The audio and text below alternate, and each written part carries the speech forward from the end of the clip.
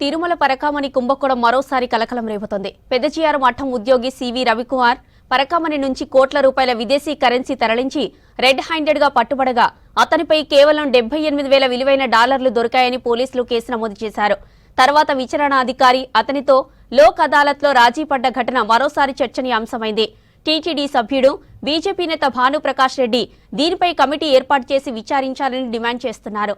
రవికుమార్ అక్రమాల కేసు తీవ్రతను తగ్గించినందుకు అప్పట్లో తిరుపతిలోని 14 ఫ్లాట్లను రవికుమార్, ఆయన భార్య రమ్య రవికుమార్లు టీటీడీకి రాసిచ్చారని భానుప్రకాష్ రెడ్డి ఆరోపిస్తున్నారు.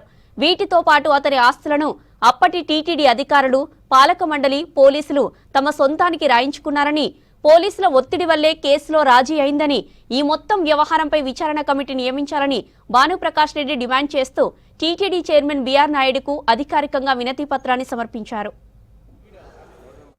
సాక్షాత్తు టీటీడీలో అప్పుడు పనిచేసినటువంటి విజిలెన్స్ అధికారులు నివేదిక ఇవ్వడం పైన నాకు అనేక అనుమానాలు ఉన్నాయి.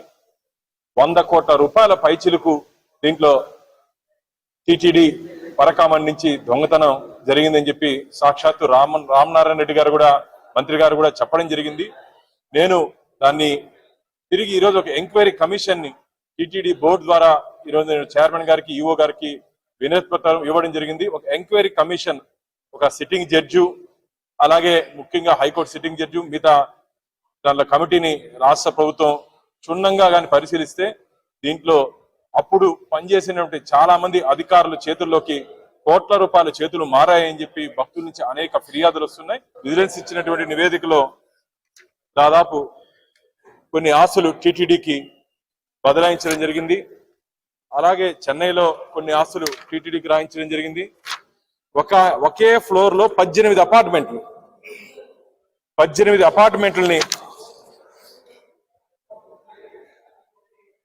అపార్ట్మెంట్లని టీటీడీకి అసలు వీళ్ళు రాయించుకునేదానికి ఈ చెట్టు కింద పంచాయతీ, పెదరాయుడు పంచాయతీలు టీటీడీ ప్రపంచంలోనే అతిపెద్ద హిందూ ధార్మిక క్షేత్రంలో ఈ పెదరాయుడు పంచాయతీలు, ఈ చెట్టు కింద పంచాయతీలు వీళ్ళెవరు చేసేదానికి?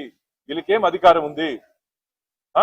వీళ్ళకేం అధికారం ఉందని చెప్పి నేను ఒక ధర్మకర్తల మండలి సభ్యుడిగా నేను ఆ రోజు ఉన్నటువంటి అధికారుల్ని, ధర్మకర్తల మండలి సభ్యుల్ని ప్రశ్నిస్తున్నా. ఇది మంచిది కాదు. దీని మీద లోతుగా విచారణ చేయాలి. నాకున్నటువంటి ఇన్ఫర్మేషన్ అది 100 కోట్లు కాదు. లోపల ఉన్నటువంటి విలువైన రాళ్లను కూడా, కుండీల్లో ఉన్నటువంటి విలువైన రాళ్లను కూడా తీసుకొని వచ్చేసారు. ఇది 100 కోట్లతో కాదు, ఇంకా దానికన్నా ఎక్కువ ఉంటుంది. ఒక 200 కోట్లు పైచిలుకు దీంట్లో ఆ పరకామణి నుంచి తీసుకొని వచ్చినటువంటి వ్యవహారంలో దాగి ఉంది.